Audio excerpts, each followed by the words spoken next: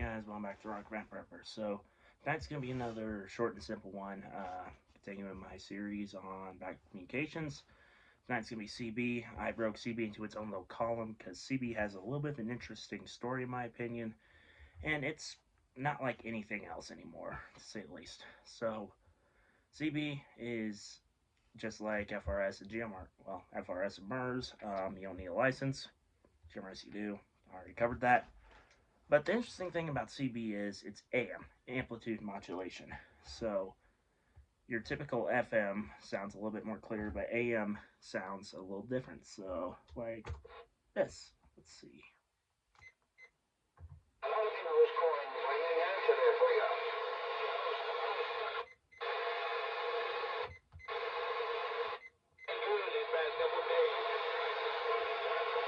So, yeah, that's what AM sounds like. And FM will sound something a little more like this.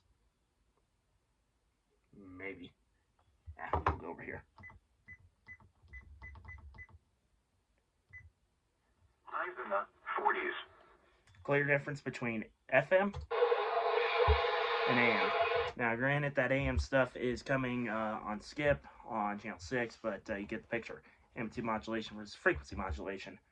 And so, with that being said, that's one of the differences between them. And then another thing is, so FRS, you have your privacy tone, CTCSS, DCS, the whole 9 yards. CB, you just get the channels. You can get either the AM 40, lower sideband 40, or upper sideband 40. And there's a little bit of difference with them. The AM 40 channels, which is what most typical radios will run. That's it's my realistic that I was just using there for that demo. That one you will get. What was I saying? Oh yeah, that's what you'll get your typical 40 on, 4 watts max per FCC stuff. A bunch of BS in my opinion, but whatever. Lower sideband you get up to 12 watts, but it's not as steady. Sideband most people would more or less use for while they are running kind of DX operations or stuff just for fun, or a little bit longer range. I've been able to get, I'd probably say 3 or 4 miles out of AM on this on channel 15 or something like that. I don't remember what I was on. So there's that. And then for CB, you can get base stations like this, mobiles or handhelds. I wish I had an example of a handheld. It's somewhere, but it's broken. But you can get handheld versions. You can also buy stuff used on eBay for 5, 10, 15, 20 bucks. New stuff is starting to get cheaper. But yeah, that's what you typically get.